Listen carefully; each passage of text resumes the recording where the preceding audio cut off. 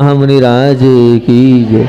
शिक्षा प्रदाता आचार्य भगवान समय सागर जी महामुनिराज की जय। नगर गौरव आचार्य भगवंत विराग सागर जी महामुनिराज की जय।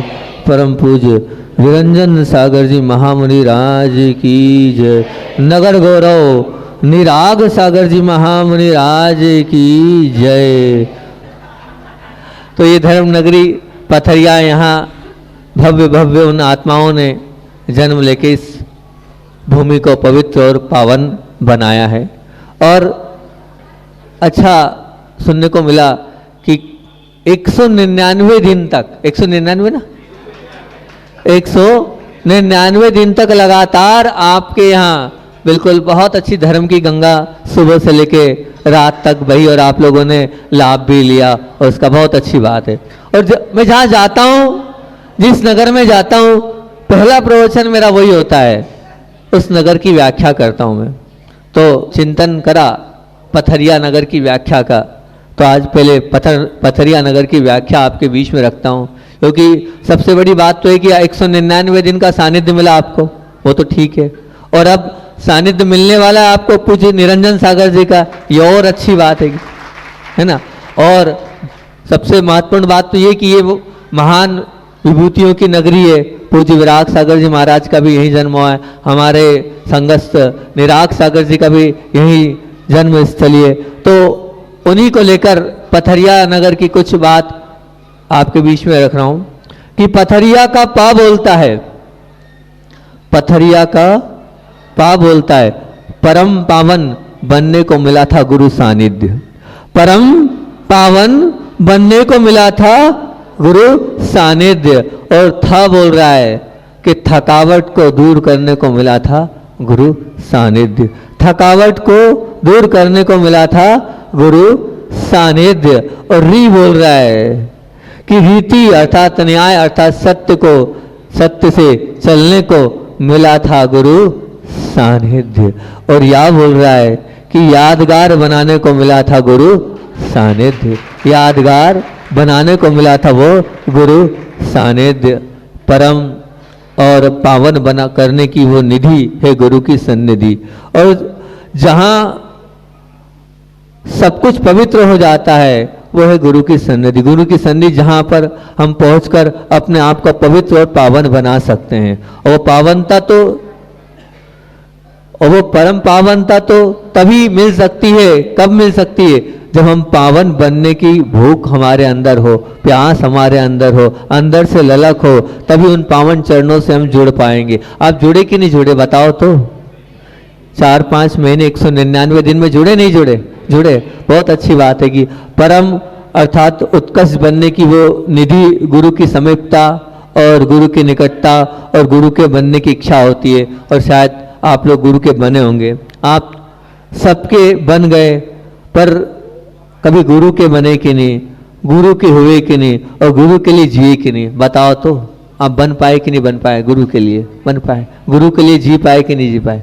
जी रहे हैं। बहुत अच्छी बात है। वो धन्य है जो गुरु के बन गए और गुरु के लिए जी रहे हैं और गुरु के निकटता पर पहुंच गए। गुरु कभी, ध्यान रखना, गुरु कभी आपको अपना नहीं बनाएंगे।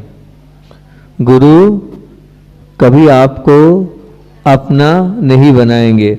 आपको गुरु को अपना बनाना पड़ेगा, आपको बनाना पड़ेगा। अगर गुरु ने आपको अपना समझा तो समझना वो गुरु नहीं।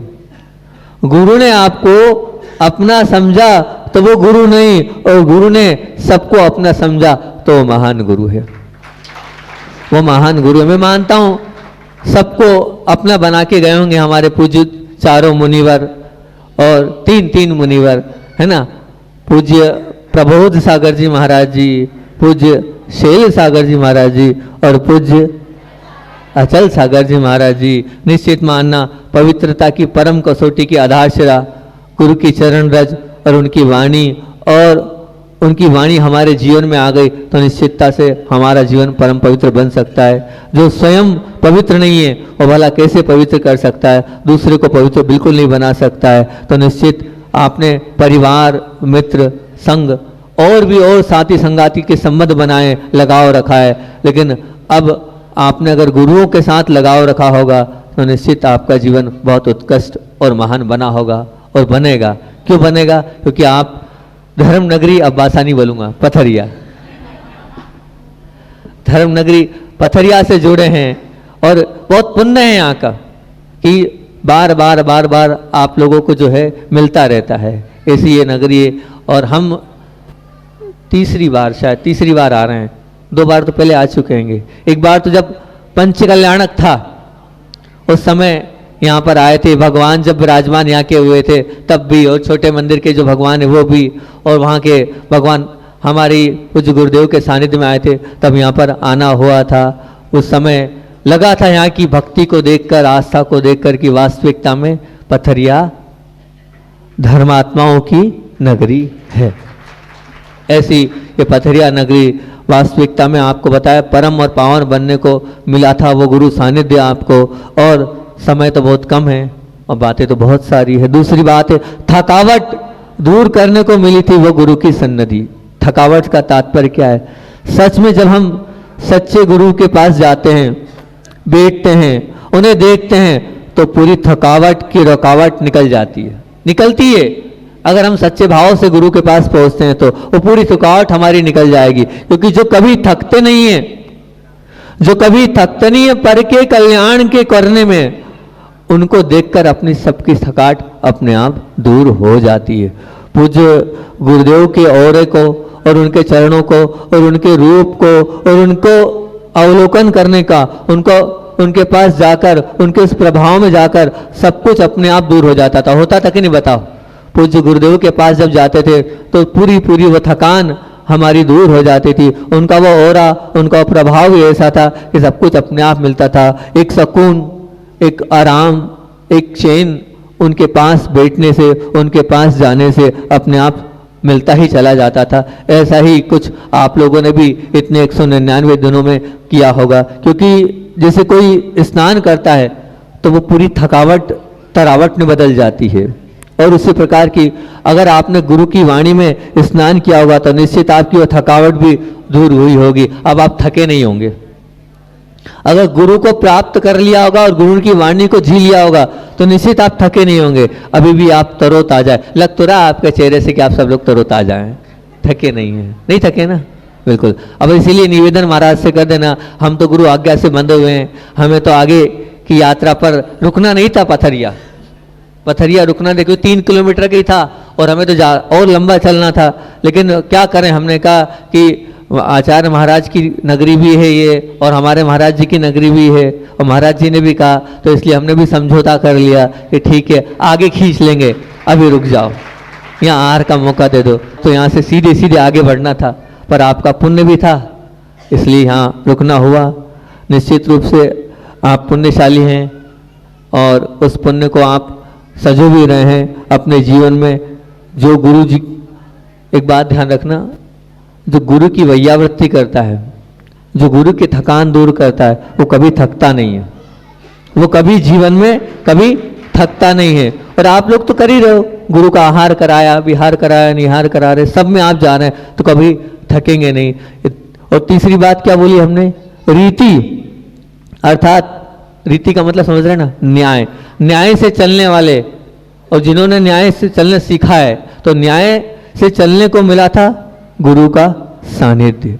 गुरु हमेशा अपने जीवन को ईमानदारी से जीते हैं और सबको ईमानदारी से सच्चा पाठ सिखाते हैं। ये वो गुरु कहलाते हैं जो खुद सच्चे मार्ग पर चलते हैं और दूसरों को भी सच्चे मार्ग पर चलना सिखाते हैं। गुरु के पास रहकर हमने अपने आप को कितना ईमानदार बनाया और कुछ सीखा है तो सत्य धर्म से हमने अपने जीवन को कितना सत्य से प्रकाशित और अपने आप को प्रकाशित किया है। बताओ, कुछ ईमानदारी आई नहीं आई? 199 दिन में आई तो बहुत अच्छी बात है। उन्होंने तो सब कुछ समय पर किया और करने का उपदेश दिया, पर जैसा कहा वैसा हमने किया तो ये मानना कि हमारा जीवन बहुत अच्छा बन जाएगा। बहुत महत्वपूर्ण प्रश्न है कि उन्होंने तो ईमानदारी से जीवन जिया, लेकिन हमने ईमानदारी से अपने जीवन को जीना सीखा कि नहीं? न्याय से चलकर हम आने वाले हर अन्याय को बदलकर न्याय में परिवर्तित और संयोजित करने की ताकत रखते हैं। जिनका जीवन सच्चा है जिनका जीवन सच्चा है उसका तो हर क्षण अच्छा है, और उसका तो हर कल अच्छा है, और उसका हर कल नहीं, उसका तो हर आने वाला भाव अच्छा होता है। लेकिन जीना पड़ेगा आपको सत्य के साथ। ध्यान रखना, हमें हमेशा तीन बातें बोलता हूं। एक बात आध्यात्म जीवन की है, एक बात धार्मिक जीवन की है, और एक बात जो है संसारी जीवन की है। तीन प्रकार के अलग अलग व्यक्तित्व हैं। एक है संसारी, एक है आध्यात्मिक, और एक है धर्मात्मा। अगर अध्यात्म में आगे बढ़ना है तो पुरुषार्थ में उजयते, और धर्म में आगे बढ़ना है तो सत्य में उजयते, और संसार में आगे बढ़ना है तो पुरुषार्थ में उजयते। महाराज जी क्या बोल रहे हो? क्या पहली खोल देता हूं कि जो धर्म के मार्ग में आगे बढ़ता है उसके साथ सत्य होगा, तभी वो धर्म की जीत पाएगा। जो असत्य से जीता है वो धर्मात्मा नहीं है, वो छलावा है, वो झूठापन है। और जो अध्यात्म मार्ग पर, इस मुनि मार्ग पे चल रहा है, उसके लिए जीवन में क्या करना पड़ेगा? पुरुषार्थ में उजयते, मतलब जब तक वो धूप में तपेगा नहीं, और जब तक वो ठंड को खाएगा नहीं, और जब तक वो हाथ से केशलूस नहीं करेगा, अपने बालों को तोड़ेगा नहीं, ये पुरुषार्थ नहीं करेगा, तो उस अध्यात्म मार्ग की जीत नहीं होगी। और अब आई बात आपकी, जितने आप लोग बैठे हैं, हम तो 5-6 ही बैठे हैं, 7-8 ही होंगे मुश्किल से, आप ज्यादा हो, तो आपकी जीत के लिए क्या करना पड़ेगा? आपको अगर जीतना है अपने मार्ग को, तो पुण्य में उजयते, पुण्य आपके साथ होगा तो आपकी निश्चित रूप से जीत होगी ही होगी। और पुण्य को बढ़ाने के लिए आपको गुरु की सन्निधि का जितना लाभ ले सकते हो वो लोगे, तो अपने निश्चित रूप से आपका वो पुण्य बढ़ता चला जाएगा, बढ़ता चला जाएगा। बहुत ताकत चाहिए अपने आप को ईमानदार और सच्चा बनाए रखने के लिए, और वो ताकत किससे मिलती है? निश्चित वो ताकत गुरु से मिलती है। गुरु का उपकार है, हम सबको देखकर बहुत ईमानदारी से अपने खुद की मूल गुणों को पाला, और पालने के बाद हम सबको भी उस पालने की राह पर हमें बताया, सिखाया और रास्ता दिखाया। तो अब कितने ईमानदार आप बने और कितनी सच्चाई आपके जीवन में, उसको देखना। और चौथी बात है पथरिया के या पर कि यादगार बनाने को मिली थी गुरु सन्निधि। यादों के साथ रहना ही संसार की बसावट में अहम भूमिका रखता है। संसार में आप बसे हैं तो आपकी याद ही आपको संसार में बसा रही है। आज आप भटक रहे हैं, उसका कारण क्या है? बस वो आपकी स्मृति और वो याद अगर गुरु की रखने से, ध्यान रखना, उल्टा काम हो जाएगा। संसार की बसावट और बनावट के बदलने में मुख्य आधार हो जाएगी गुरु की याद। अगर आपने गुरु को याद कर लिया और गुरु को अपने अंदर बिठा लिया, अब जो आपने गुरु के साथ पाया है और जो आपने गुरु के साथ अपने जीवन में लिया है, उसको याद रखना। जो पल आपने पूर्व में, कहना चाहिए, चाहे वो पूज्य निराग सागर जी के साथ हो, चाहे वो आचार्य भगवान विराग सागर जी के साथ हो, चाहे ऐसा नहीं, महाराज जी भी बहुत रहे बोल रहे थे हमारी तो ये बहुत कर्म स्थली, हम बहुत रहे हैं, या पूज्य निरंजन सागर जी के साथ आपने जो पल बिताए हों, तो विरंजन, हाँ निरंजन ही, विरंजन सागर जी के साथ जो पल बिताए हों, और भी अन्य जो महाराज जी, अभी छुल्लक जी भी यहाँ के तो है ना, कौन से छुल्लक जी है? सरित सागर जी, वरिष्ठ सागर जी, तो वरिष्ठ सागर जी एक छुल्लक जी भी है ना। तो यहाँ पर वो जो जिन लोगों के साथ आपने जो पल बिताए, या जो 199 दिन निकाल के चले गए, ऐसे तीनों महाराज जी के साथ जो दिन आपने गुजारे हो, उनको याद करना, उनकी स्मृति को रखना, और जीवन में अपने पापों से छुटकारा, अपने आप को अच्छे पल मिलते चले जाएंगे। जो विशेष पल हैं हर साधु के साथ, उन्हें याद करो, उनकी भी एक फिल्म देखो, उन विशेष पलों को भी बार बार मन मस्तिष्क के साथ, जागृति अवस्था के साथ उनको देखने का प्रयास करो। वही यादें आपकी स्वर्णिम संपदा और गोल्डन समय है, वही आपके सच्चे सुख को दिलाने। जब मुझसे कोई पूछता है महाराज आपका गोल्डन समय बताओ, तो मैं बोलता हूं जब मैंने गुरुजी की वैयावृत्ति करी वो मेरे जीवन का गोल्डन समय, जब मैंने गुरुजी के पास निकटता के साथ गुरुजी के साथ जीवन जिया, वही मेरे लिए मेरे जीवन का गोल्डन समय है। मैं आपसे पूछता हूं आपके जीवन का कोई गोल्डन समय ऐसा है या नहीं है? कभी गुरुदेव को आहार दिया हो, कभी गुरुदेव से बात करी हो, कभी गुरुदेव से कोई नियम लिया हो, तो वही जीवन का आपका गोल्डन समय, उन यादों को याद करके वही आपकी स्वर्णिम संपदा है, वही आपका सब कुछ है। ये ध्यान रखना, वो सच्चा सुख आपको दिला देगा। वे धन्य हैं, वे धन्य हैं जिन्हें गुरु याद कर रहे हैं, बुला रहे हैं, और वे और भी ज्यादा धन्य हैं जो दिन रात गुरु को याद करते हैं। और भी धन्य हैं वो जो दिन रात गुरु को याद। आप किस में हो?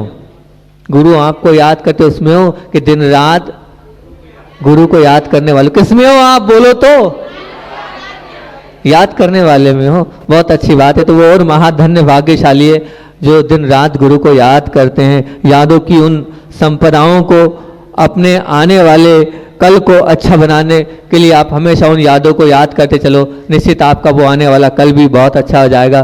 पूज्य गुरुदेव नहीं है, पर निश्चित रूप से आचार्य विराग सागर जी भी इस संसार में नहीं रहे, और आचार्य भगवंत विद्यासागर जी भी पूज्य गुरुदेव इस संसार में नहीं रहे, लेकिन वो हो चाहे नहीं हो, उनकी वो यादें हम उनको याद करके अपने आप को, अपने जीवन को बहुत अच्छा बना सकते हैं। अपने जीवन की जो ताल है और चाल है, उनकी उन यादों को याद करके अपने जीवन को निश्चित रूप से बदल सकते हैं। हमें याद करें क्या हमारे वो पल थे, उन पलों को याद करके हम जीवन को उत्कृष्टता तक ले जा सकते हैं। तो पथरिया की ये छोटी सी परिभाषा हमने खोली थी, क्योंकि 199 दिन की सन्निधि पर। तो कौन सी थी याद रखना। कभी भविष्य में आपने हमें बुलाया और हम आ गए, हम हर नगर वालों से बोलते हैं अगली बार आएंगे तो हम पूछेंगे। ऐसे बासा वालों से हमने पूछा तो वास्तविकता में कल हम तो भूल गए, बनाकर भूल जाते हैं क्या होता है। लेकिन बासा की परिभाषा बासा वालों ने बता दी थी। बासा में हमने क्या आपको बता दे, बासा में क्या परिभाषा करी थी। तो बासा में हमने पहले दिन प्रवचन किया था कि बात मानकर, बासा का भाव बोलता है कि बात मानकर गुरु से जुड़ने को मिला है गुरु सानिध्य। वहां भी हमारा सानिध्य मिलना था, तो हमने सानिध्य में प्रवचन करा था कि बात मानकर गुरु से जुड़ने को मिला है गुरु सानिध्य। और साथ से बोल लिखा था कि साथ छोड़कर गुरु से जुड़ने को मिला है गुरु सानिध्य। तो वो बासा वालों ने साथ भी छोड़ा और बात भी मानी, तभी बासा बदल गया और उसको हमने धर्मनगरी बासा बोला ना। और फिर उसके बाद सुल्लक जी ने धर्मनगरी बोला और हमने उसको धर्मात्माओं की नगरी बासा बोला। तो धर्मात्माओं की नगरी बासा थी। तो परम पावन बनने को मिला था गुरु सानिध्य, थकावट को दूर करने को मिला था गुरु सानिध्य, रीति से चलने को मिला था गुरु सानिध्य, और यादगार बनाने को मिला था गुरु सानिध्य। इतना एक छोटी सी बात बोलकर अपनी बात को और विराम दूंगा। पूज्य मुनिवर प्रबोध सागर जी महाराज जी आपके साथ और आपके बीच में रखे। वास्तविकता में एक वो ऐसे श्रमण हैं गंभीर, और गंभीर के साथ साथ हमें मानेंगे कि इस व्यवस्थित चर्या के साथ उन्होंने अपने जीवन को बनाया था कि इतनी अधिक अस्वस्थता के कारण भी, अगर कोई इतना ज़्यादा अस्वस्थ हो कि आहार भी करते नहीं बने, उसके बावजूद भी अपनी चर्या के साथ कभी उन्होंने समझौता नहीं किया। उत्कृष्ट चर्या का हमेशा हर तरीके से पालन किया। ऐसे पूज्य मुनिवर श्री प्रबोध सागर जी। और एक और बात आप लोगों के बीच में रखता हूं मैं कि हम लोग अभी मिले थे शैल सागर जी और अचल सागर जी से रास्ते में। तो मैंने वहाँ एक एलक जी उनके साथ थे, उपशम सागर जी, उनसे मैंने कहा था, उन्होंने कहा महाराज जी कुछ ना कुछ ऐसा दो जिससे मेरे जीवन में कुछ अच्छा हो जाए। तो मैंने कहा था महाराज जी एक काम करना, आप तो इतना ही करना, आपका परिवार क्या है? बोले महाराज जी हम तो परिवार छोड़ा है। मैंने कहा मैं उस परिवार की बात नहीं बोल रहा हूँ, मैंने कहा जहाँ आप जिस संग में रहते उस परिवार की बात बोल रहा हूँ, उनकी आप अच्छाइयाँ निकालना। तो उन्होंने अच्छाइयाँ निकाल के, मैंने कहा कितने दिन में? बोले महाराज जी आप बोलो उतने दिन में हम भेज देंगे। मैंने कहा 1 महीने की अवधि, 1 महीने के अंदर आपको अच्छाइयाँ निकाल के और टटोल कर निकालना है। तो शैल सागर जी और अचल सागर जी की क्या क्या अच्छाइयाँ उन्होंने निकाली थी, वो अच्छाइयाँ आपके बीच में रख रहा हूँ। जो अच्छाइयाँ उनके जीवन की थी वो आपको बता रहा हूँ क्या उनकी थी। कि उन्होंने पूज्य शैल सागर जी महाराज जी के लिए क्या लिखा, अब देखना वो है कि नहीं, हो सकता है और भी कुछ ज्यादा हो सकती है तो उसको ऐड कर लेना आप। उन्होंने लिखा था पूज्य शैल सागर जी महाराज जी के लिए कि महाराज जी उनका वो आकर्षक व्यक्तित्व, उनकी मुनिश्री जी की वो मुख मुद्रा, वो चाल चलन एवं बोलचाल इतना प्रभावी और इतना प्रेरणादायी है कि आधुनिक युवा पीढ़ी को और युवतियों को वो आकर्षित करता है और सबसे जुड़ने की और सबको जोड़ने की और अपने आप युवा पीढ़ी स्वयं अपने आप उनसे और धर्म मार्ग से जुड़ जाती है। ऐसा उन्होंने और धर्म का उचित मार्ग वो हमेशा ज्ञान दिलाकर बताते हैं, पहली विशेषता। दूसरी विशेषता उन्होंने लिखी कि वैयावृत्ति सधर्मी संयमों की और उनकी अनुकूलता अनुसार वो बिल्कुल समय का और स्वभाव का और पूर्ण विवेकता के साथ वैयावृत्ति करते हैं, ऐसा उन्होंने बोला। जब वो कुंडलपुर से बुंदेलखंड की यात्रा में बिहार तो पूरा बिहार मुनिश्री का ही एक बहुत अच्छा नियोजन था, ऐसा उन्होंने स्वयं लिखा। और आगे उन्होंने लिखा, क्या लिखा कि स्वयं की वैयावृत्ति करवाना भी मुनिश्री का एक गुण मानते थे। वो कहते थे कि सधर्मी का पारस्परिक वैयावृत्ति करने से एक दूसरे की कलुषता मिट जाती है, इसलिए वात्सल्य बढ़ता है, एक दूसरे के साथ होना चाहिए। और रात में भी शावकों से वैयावृत्ति कराना चाहिए, क्योंकि कम से कम इस बहाने साधु के पास आता है, बैठता है, जुड़ता है, वो यहाँ वहाँ नहीं तो अप्रयोजनी या अशुभ विकथा में लग जाएगा, तो इस बहाने साधु संगति में बैठकर वो पुण्य कमाता है, ऐसा हमेशा उनका भाव रहता है। और एक और बहुत अच्छी बात लिखी उन्होंने कि मुनिश्री जब भी किसी से वार्तालाप करते हैं तो समिति पूर्वक हित मित एवं प्रिय वचनों के का ही प्रयोग करते हैं, ऐसा वचन विशेष वो करते हैं। और उन्होंने चौथी बात लिखी कि उनके संगठन और कौशल में बिखरे समाज के युवक संगठित हो जाते हैं। बिखरे युवक और उनके उपदेश से जो अलग अलग गलत क्रियाओं में चलते चले जाते हैं, उन्होंने समाज के मन मुटाव को दूर करके व्यवस्थित करते हैं। और पूजन संस्कार हमने देखा कि मुनिश्री पूजन विधान करवाने का सानिध्य देने में विशेष रुचि रखते हैं। बच्चों को रविवारी पूजन कराई कि नहीं कराई? यहाँ कराई। रविवारी पूजन सावकों को सामूहिक पूजन करा के और मार्गदर्शन देकर उनकी रुचि उसी विषय में ज़्यादा रहती है। और बच्चों को धर्म पर सरलता से पढ़ाने में सरल भाषा में लेखन कार्य भी पूज्य मुनिवर करते ही चले जाते हैं। ऐसे ही पूज्य अचल सागर जी के लिए भी उन्होंने बहुत अच्छी बातें लिखी। समय तो अपना हो रहा है कि प्रेरक वाचन लेखन और मुनिश्री इतने दिनों में देखा कि उनकी प्रेरणादायी लेखकों की लिखी किताबें पढ़ते हैं एवं महत्वपूर्ण बातों को टिप्पणी निकालकर अति रुचि के साथ सबको बताते हैं और प्रभावी सुविचार और हाइकों के माध्यम से लेखन करते हैं। ऐसी प्रवचन कला मुनिश्री की उत्कृष्ट है। ऐसी अचल वाणी आई थी कहीं भी अचल वाणी, ऐसी अचल वाणी सुनकर जो है सब पढ़कर सन्मार्ग में चलते हैं, ऐसा व्यक्तित्व पूज्य अचल सागर जी का अचल स्थिर व्यक्तित्व है। और समय समय पर आवश्यक मुनियों को क्रियाओं को कब करना चाहिए, समय निकालकर सुबह शाम भक्तामर का पाठ आदि सब कुछ पूज्य मुनिवर अपने आप करते। ऐसा बहुत सारे गुण और भी गुण थे, लेकिन अब समय अपना हो रहा है। उन सब गुणों को आपने तो 4, 5, 6 महीने 199 दिन गुरु का सानिध्य लिया है, आप तो और ज़्यादा बताएंगे। तो मैं इतना ही बोल रहा हूँ आप लोगों से कि ये मैंने कलेक्शन में इकट्ठा करता हूँ अच्छाइयों का, तो यही बोल रहा हूँ। हाँ महाराज जी ने में आपने अच्छा देखा, वो कम से कम कुछ अच्छा देखा हो तो महाराज जी की वो अच्छाइयाँ हमारे तक पहुँचा देना, ताकि आगे फिर हम उन अच्छाइयों की लिस्ट को और आगे तक तैयार कर सके कि हमारे उन महाराजों में क्या अच्छा था, प्रबोध सागर जी में, शैल सागर जी में और अचल सागर जी में। और महाराज जी रहेंगे तो महाराज जी की वो अच्छाइयाँ बता देना कि पूज्य विरंजन, अब तो गलत नहीं बोल रहा ना, विरंजन सागर जी महाराज जी में क्या अच्छाइयाँ हैं। अच्छाइयाँ हम जब निकालते चले आते हैं तो निश्चित ये मान के चलना हमारा जीवन भी अच्छा बन जाता है। और एक नियम दे देता हूँ, अगर आप चाहें तो अगली बार आएंगे हमारे पास, नहीं आएंगे? आएंगे? आओगे? कितने दिन में आओगे? बोलो तो कब तक आओगे? हैं? चलो 1 साल का कहा हमने, पथरिया वालों 1 साल के अंदर आ जाना। आ जाओगे? आओ नहीं आओगे? आज का नियम दोष देते हैं हम, ठीक है ना? हैं? पथरिया तक का साथ है। महाराज जी बोले ये ऐसे लोग पथरिया तक का साथ है। अगर लगता हो और अच्छे लगे हो हम थोड़े बहुत भी, तो 1 साल के अंदर आ जाना। और आओ तो क्या करना है, ध्यान रखना, जब आओ तो इतना करना कि जिन लोगों के साथ आप रह रहे हो, जिन लोगों के साथ अपना जीवन जी रहे हो, अपने पति, अपनी पत्नी, अपने बच्चे, अपनी सास, अपने ससुर, जिनके साथ रह रहे हो, उनकी 4-4 अच्छाइयाँ निकाल के लाना। क्या लाना है? 4-4 अच्छाइयाँ निकाल के लाना कि ये 4 अच्छाइयाँ थी, उनकी अच्छाइयाँ निकाल लोगे तो तुम्हारा जीवन अच्छा बन जाएगा, अपने आप विनय होती चली जाएगी। और जब विनय होगी तो निश्चित ये मान के चलना, आप विनय करोगे तो मोक्ष का द्वार आपके पास आता चला जाएगा। पर निकालना पड़ेगा आपको अच्छाइयाँ। बुराइयाँ तो खूब निकालते हो, तो सासू ऐसी, बहू ऐसी, बेटा ऐसा, पति ऐसी, लेकिन क्यों आपके पति में अच्छाइयाँ नहीं है क्या? है ना? तो 1 साल तो बहुत बोल दिया, एक दिन में निकलना चाहिए 4 अच्छाइयाँ। तो आप अच्छाइयाँ निकाल कर 1 वर्ष तक का समय दे रहे हैं। पथरिया वालों का यही नियम 1 साल। और बाकी क्या नियम था?